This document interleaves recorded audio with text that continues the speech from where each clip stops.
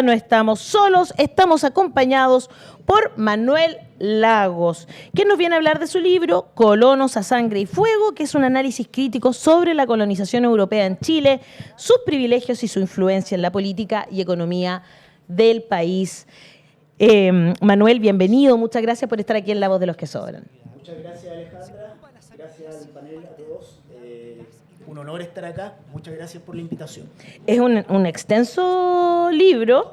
Y bien documentado. Eso te iba a decir, muy bien documentado, se nota mucho, tiene algunas fotografías incluso también de familias, ¿no es cierto?, que llegaron a Chile a colonizarnos, sobre todo en la segunda mitad del siglo XIX, en lo que tú te enfocas principalmente, ¿no? Claro, efectivamente. Cuéntanos sobre esto. Y me enfoco básicamente, o principalmente, en el caso de los alemanes, Tierras Huilliches, lo que vendría siendo Tierras Huilliches, es decir, de Tolten hacia el sur, hacia el seno del Reloncaví.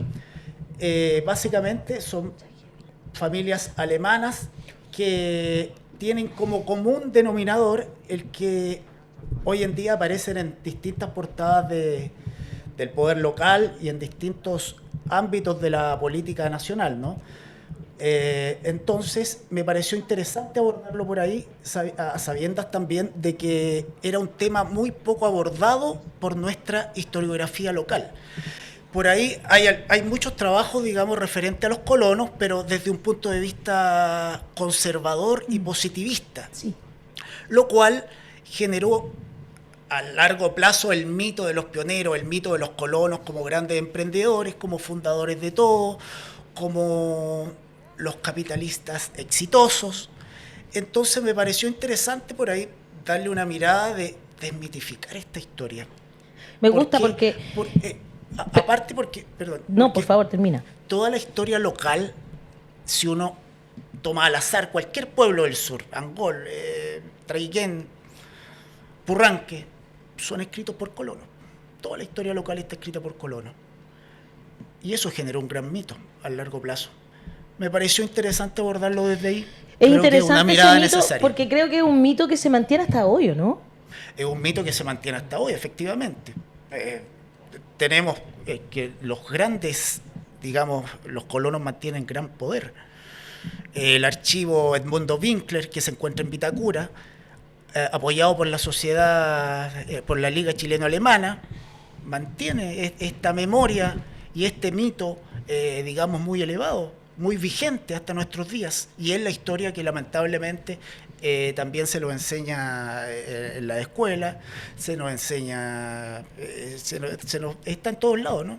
¿Y cuáles son los espacios históricos que tú sientes que logras desmitificar con esta investigación? ¿Cuáles son esos mitos de los que tú hablas, que tú dices hoy día, mira, quizás hemos sido educados en que esto fue así, pero en realidad fue así? Claro. Sí, ¿Cuáles son esos espacios? Mira, siempre se ha hablado de que los colonos, digamos, fueron grandes emprendedores que desbrozaron las selvas impenetrables del bosque, de los salvajes bosques del sur de Chile, y que en el fondo fue gracias a su gran esfuerzo y perseverancia que de algún modo lograron hacerse capitalistas exitosos y formaron grandes extensiones de tierra y una gran fortuna. Esa es la historia que a todos se nos muestra, ¿no? De algún modo este libro apunta hacia otra arista, desmitificar esa historia partiendo por la gran base de esta riqueza. ¿Cuál fue esa gran base? ¿Cuál fue esa gran base? La gran base yo creo que fueron la tierra. Claro. La tierra y sus recursos. Claro que sí. Conseguir mano barata, mano chilota, que era utilizada perfectamente por ellos, y que fueron los chilotes y fueron los chilenos pobres en el fondo, y manos indígenas, y tierras entregadas sin costo, y ojo, libre de impuestos. Exacto. Los colonos hasta digamos, bien avanzado el siglo XX, recibieron, y hasta el día de hoy, reciben exenciones del Estado, pero de una forma que ningún otro grupo social lo ha recibido.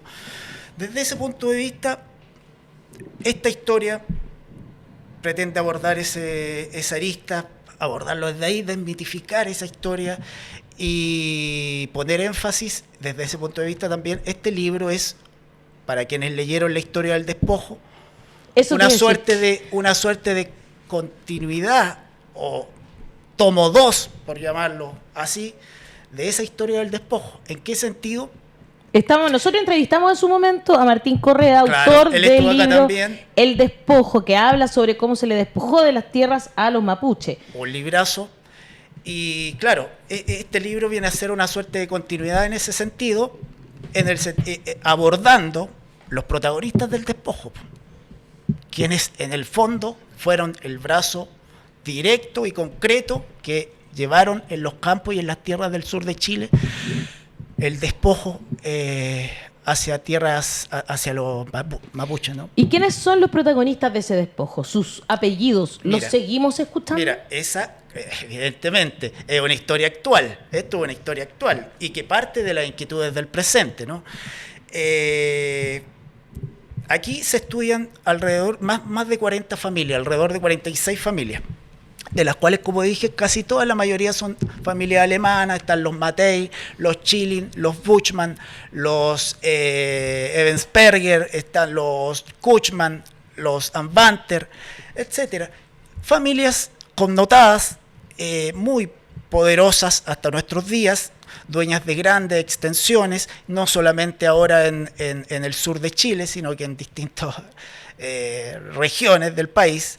Fue así como los colonos ya con el poder económico se integraron plenamente a la élite, a la élite local, ¿no? Claro. Entonces, acá tenemos varias historias. Estos no son migrantes, pues. Estos son colonos. Son colonos, son colonos. Lo que pasa es que hay que hacer una distinción ahí también, ¿ah? Hay distintas variedades de colonos también, porque muchos de ellos, en el caso de los alemanes, fueron traídos producto de una planificación estatal, claro, promovida desde mejorar fines, claro, a partir de la ley de colonización del año 1845, y después que fueron traídos a través de reclutados en el puerto de Hamburgo, etcétera, traídos plenamente a poblar. Poblar es gobernar el sur de Chile, esas inhóspitas selvas dominadas por indios salvajes e incivilizados, como les decían ellos. Entonces, y por otro lado también están los colonos que vinieron de forma espontánea. En este caso tenemos muchos vascos franceses que vinieron de forma espontánea a través de las casas francesas. Era una estrategia que ellos tenían de expansión.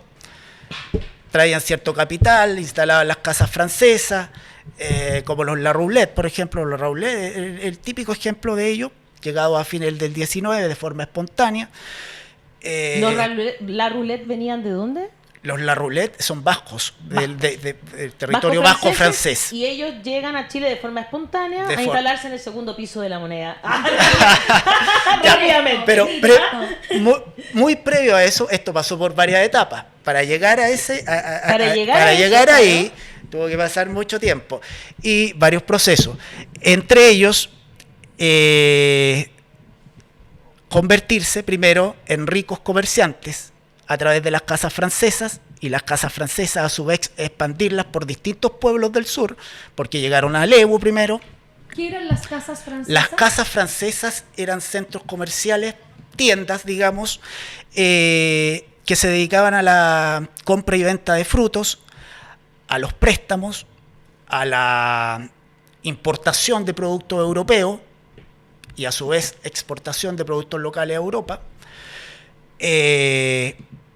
Y eran centros, si uno le pregunta a la memoria larga que tiene la población local, los campesinos, los mapuches de la zona, se encuentra con que las casas francesas eran odiadas plenamente. ¿Por qué eran tan odiadas? ¿Por qué? Eran odiadas porque ejercían la usura, los préstamos, y luego de eso el embargo. ¿El embargo de qué? De tierras. Wow. A través de eso, los colonos se hicieron de grandes extensiones, no solo en Lebu. Lebu fue la primera arista, el antecedente. Después en Nueva Imperial, en Puerto Saavedra, en Temuco, en Concepción, etc. Entonces, estos vascos franceses eran de temer. Y por otro lado, ya con enormes extensiones, los La Roulette se convirtieron en patrones de fondos. No se convirtieron en los capitalistas exitosos, como decía, y modelo del capitalista, digamos, pleno europeo. No, se integraron a la oligarquía, eran patrones de fondos. Patrones de fondos, y así aconteció durante gran parte del siglo XX, en el cual existen crónicas, antecedentes de archivo, noticias de lo descarados que eran con sus empleados, a latigazos, a típico actuar de patrón de fondo, ¿no? Don Miguel le decían. ¿Y cómo se sostiene hasta el día de hoy en el Chile que conocemos hoy, digamos? Claro. ¿Cómo se sostiene esa oligarquía colona, ¿cierto? Colonizadora hoy día? ¿Cómo Interesante eso, pregunta. ¿Cómo afecta hoy día a nuestro armado social Claro. chilensis? Mira, yo creo que ahí hay que hacer un antes y un después en relación a la dictadura. Dictadura militar. Fue un momento histórico especialmente beneficioso para estos colonos.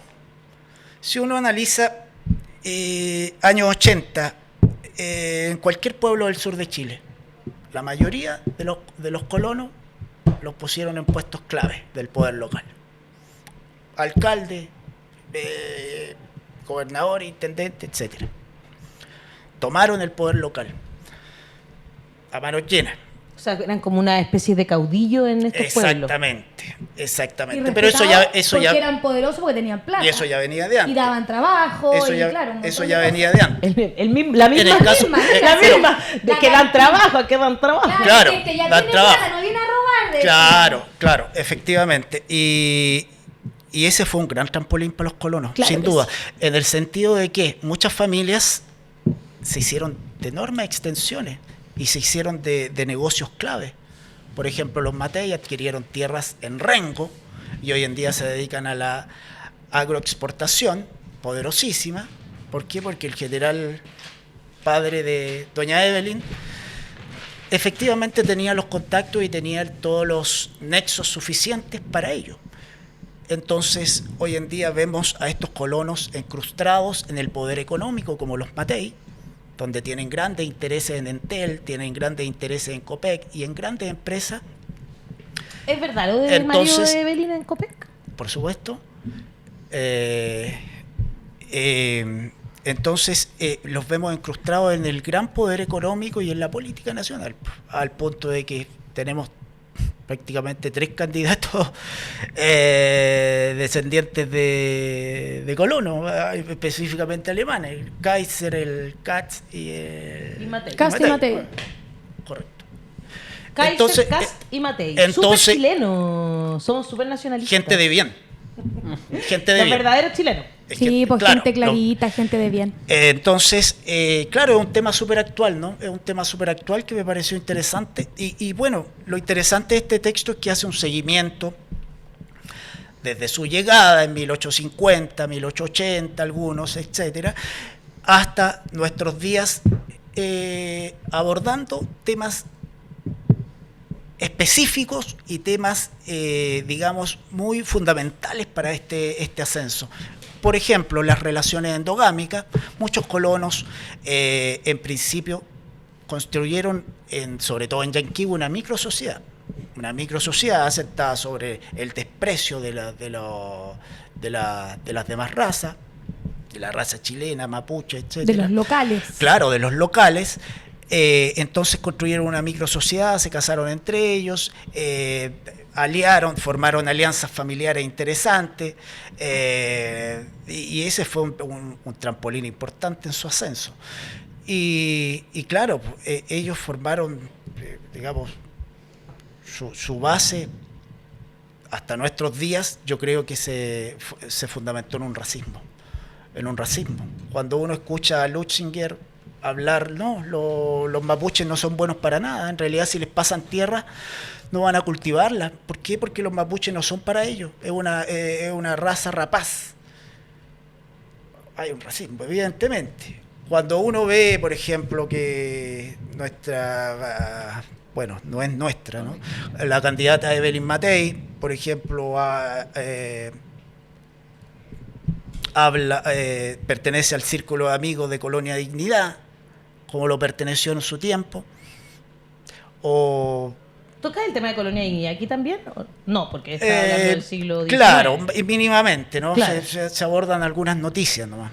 Claro, porque Ese va a ser el volumen 2. Exacto. Se Se encontró viene. un nuevo túnel, además, Claro. una Sí. cuestión bien, Sí. bien impresionante, ¿verdad? Sí, y hay un precedente muy importante. Por ejemplo, estamos hablando de los años 30, 1930, 1940. Quédate ahí, dale la pausa. No se te vaya a ir de tu mente Bueno. lo que nos iba a contar. Solo quiero decirle al público, mientras escuchamos este interesante relato de Manuel, que Colonos a Sangre y Fuego, que tengo aquí en mi mano, se va a ir a alguno de ustedes hoy. Al mejor comentario, al que entre YouTube y Facebook, al mejor comentario de todos ustedes, de aquí a que se acabe el programa, vamos a elegirlo y se va a ir este mismo que yo tengo en mis manos, firmado por Manuel, para el de ustedes, alguna persona de ustedes que se lo gane. Así que empiecen desde ya a escribir sus comentarios sobre esta conversación. ¿Nos ibas a contar entonces de 1940? Claro, bueno, 1930-1940. El ascenso de estas familias, digamos, al poder político, se produjo un tanto antes, en el año 20, por ahí, a partir del Partido Radical. Muchos se hicieron radicales, liberales, etcétera.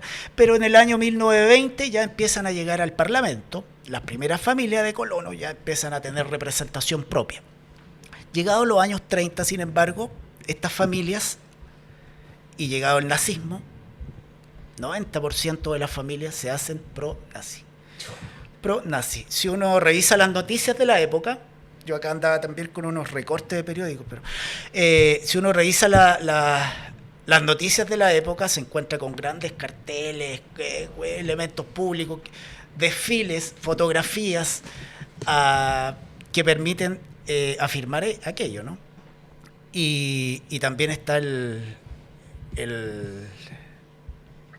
la investigación de la PDI del año 1941, ¿Ya? en la cual se investiga a varias de estas familias. ¿Por qué? Por espionaje nazi. No te puedo creer. Efectivamente. Participan, de hecho, en brigadas nazi local. De hecho, en el año 1938 existe una visita de marinos alemanes a las costas de Corral, y son recibidos por las principales familias de colonos, los Schilling, los Matei, los Kuchman, y eso aparece en la noticia, el diario de la prensa de Osorno, 1938. Entonces están muy vinculados. Varias noticias, por ejemplo, de actividades nazis en la zona, actividades nazi y nazistas, ahí hay que distinguir. Los nazis, digamos, una corriente siguiendo la línea alemana, ¿no? Claro. Y el nazismo fue un nazismo, una experiencia criolla, creada, Con C. claro, con C, creada acá, Sí. promovida por González Mares, claro. Entonces, y ellos postularon también a diversos cargos políticos. De hecho, en las elecciones del año 1937, candidatos como Adolfo Matei, que vendría siendo como Pista está en el nombre. abuelo o tío abuelo de doña Evelyn, fue uno de los candidatos, ¿no? Y otro candidato que también era familiar, Federico Schilling Matei. Entonces estaba muy vinculado esto con el nazismo, y yo creo que de ahí esa coyuntura sirvió evidentemente para preservar esos valores que se mantienen hasta nuestros días. Mira, hay harta gente que nos ve que vive en Alemania. José Miguel Fuentes dice, por ejemplo, dice, yo vivo... Ay, justo lo perdí, que soy ilesa. Acá está. Vivo en Alemania y la gente sabe con respeto esa oscura historia. Me imagino que si lo presenta acá puede ser muy atractivo. Saludos a todos. Fui a ver colonos y estaba lleno mayormente por alemanes. Mira. Te están invitando a Alemania ya a presentar el libro. Yo feliz. Los alemanes son bien autocríticos con ellos también. Claro, Al menos yo he tenido conversaciones con personas alemanas que tienen toda una historia muy compleja. Es muy difícil allá decirse ser una persona de izquierda justamente por lo que pasó post Segunda Guerra Mundial, pero también son bastante críticos consigo mismo, digamos, ¿no? A diferencia de acá, Claro. que se tiende a exaltar Tal cual. hasta nuestros días. Juan Céspedes dice, tengo el despojo, debo dar continuidad al saber de estos colonos que nos han robado y roban hoy. Saludos desde Coquimbo. Por ahí también estaban recordando que había una casa francesa en el norte de Chile, que también existieron, no solo en el sur. Ah, claro, también sí, en pues, el norte efectivamente, pero esa ya fue una segunda etapa. En primera, claro. ¿Viste? Está escrito, vaya a tener que hacer la segunda parte. Sí, pues no, hay que hacerla. Efectivamente, muchos colonos de estos formaron capital en el sur y partieron para el norte. Claro. El tema de las maderas, por Súper. ejemplo, la familia Stange se distinguió especialmente por la explotación de las maderas, alerces, cientos de hectáreas de qué alerce terrible. devastados Qué lindo de y en leer. manos de estas familias connotadas, poderosas y que se hicieron de gran capital sin invertir mucho. Claro, más bien Apenas, explotando claro, la tierra. y de ahí ¿no? que Claro. de ahí que se hable que los colonos no construyeron puentes, construyeron caminos, no construyeron nada. O sea, pa' ellos, porque les servían. si presionaron al Estado para que el Estado se los construyera, fue para sus negocios. Claro. Y ojo, Absolutamente. y Y ojo si que hubo- muchos de los colonos que llegaron tampoco venían de familias prominentes. Muchos de ellos eran bien ordinarios, te voy a decir. Mucho colono de lo que se vino de La mayoría. Yo vengo de ahí. Yo vengo de ahí. La gente nos Yo viene también te vengo de ahí. Nadie que son le de la estaba, aristocracia. nadie que le estaba yendo increíble en Claro. Europa se iba a venir a perder al fin del mundo a los bosques salvajes con los indígenas desatados. No, los que venían eran los que ya no tenían mucho más que hacer allá, los que incluso muchos se vinieron arrancando de condenas judiciales y de un montón de cosas que tenían por negocios, por estafa, ladronzuelo, un montón de nuestro colonizaje acá. Fue, claro, gente que venía de Europa, pero que no necesariamente era lo más granado del choclo de Europa. Exacto. Entonces, también cuando acá los descendientes, somos descendientes, ¿cierto?, de colonos o qué sé yo, se las quieren dar, mira, no, yo vengo de familia europea que llegó en la colonia, loco, eran lo más ordinario lo que llegaba acá, no eran los más conspicuos los que llegaban a este fin del mundo. O sea, al final era venirse a probar suerte y se venían porque el Estado les daba tierra y un montón de facilidades para venirse. Y no solamente tierras a ellos, No, claro, a a ellos, cabeza de familia, sino exacto. que daba tierras, hectáreas por hijo. A todos. Hectáreas por hijo. Claro, Claro, entonces hectáreas por así hijo. el que estaba Sí, medio pues, tembleque en Europa le convenía un Es decir, montón que venirse al fin del y con mundo. todo, y con toda digamos, claro, hay que hacer una distinción también. Hay muchos colonos que, claro, como decía Pérez Rosales, no, van a venir a sembrar la tierra, a trabajar la tierra porque ya tienen conocimiento en ello. No, muchos no tenían Aprendieron acá, conocimiento de hecho en ello. aprendieron con los locales. Y por otro lado, hay colonos, hay que hacer como distinciones. Por ejemplo, los que llegaron a Valdivia y se establecieron ahí, habían algunas familias que traían cierto capital. Hay que reconocerlo. Por ejemplo, los Kochman, y que tenían cierto pasado político en Europa. Versus otros, los que llegaron a Yanquihue, eran de medio pelo para abajo.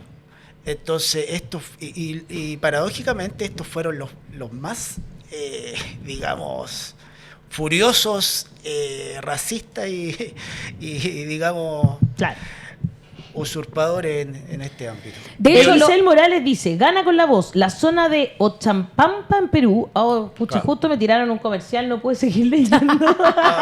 Bernardita, haz tu comentario. No, te iba a decir que justo, por lo menos la porción italiana, por ejemplo, tú te centras Claro. en los alemanes, pero la porción italiana que llegó, qué sé yo, a Capitán Pastene, eran pobres como las ratas y de hecho tuvieron que vivir en condiciones bien de mierda los primeros años hasta que lograron construir y qué sé yo, buscar... Esfuerzo, dices. ¿Ah?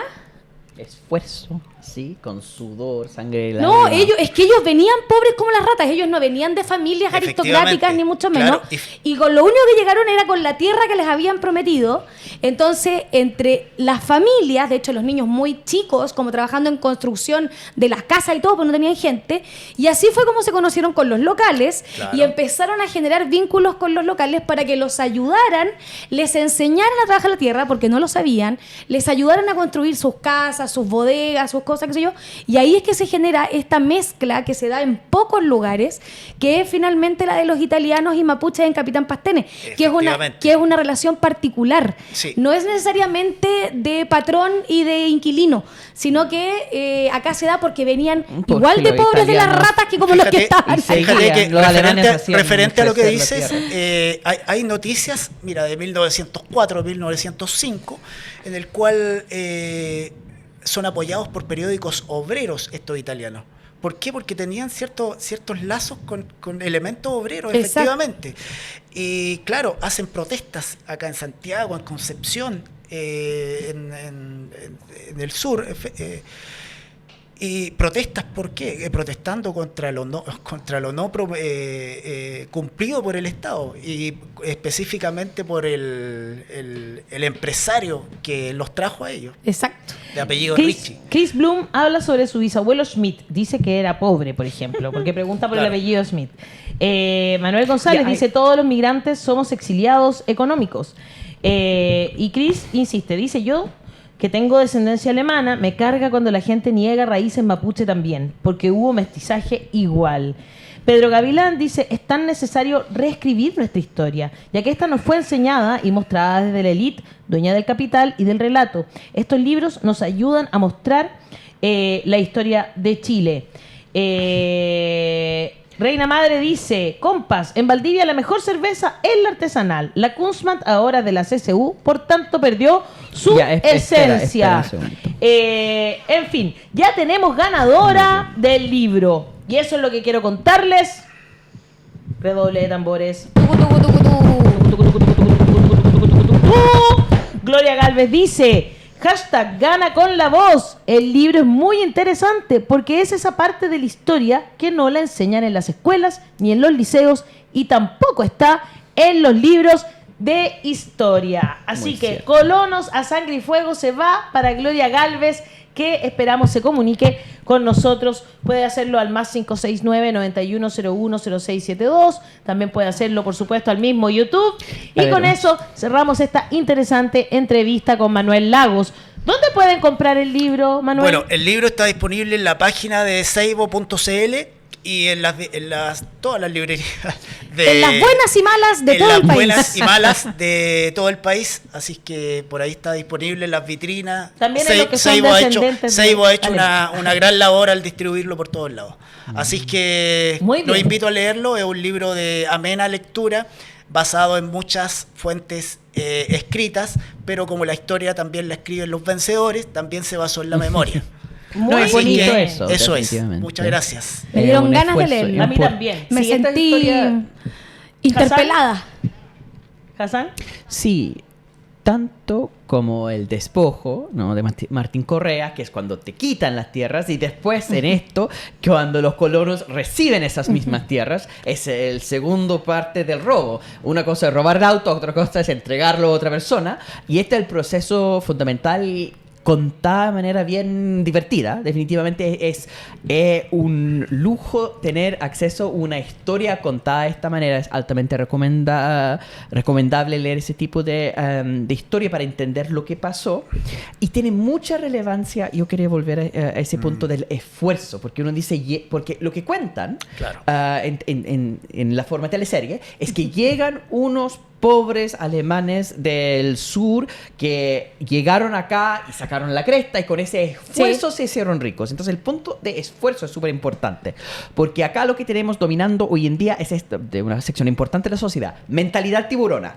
Yo voy a esforzarme y con mi esfuerzo voy a hacer un emprendimiento de Bitcoin y con mi emprendimiento voy a ser multimillonario. Pero en realidad los que llegan a ser grandes fortunas son los herederos de esos colonos. Exacto. Entonces hay un elemento acá que no es simplemente una cuestión de esfuerzo, Y no. sino que te dan cosas gratis. Sí. Ah, no, ok, yo no quiero que me regalen nada. Ojo, acá No. les regalaron las tierras. Les regalaron les la quitaron apoyo. los impuestos, les regalaron las tierras, les pusieron ¿Qué? trabajadores incluso. Las subvenciones Oye. estatales están Sí. presentes hasta nuestros ¿Quieren días. ver aquí?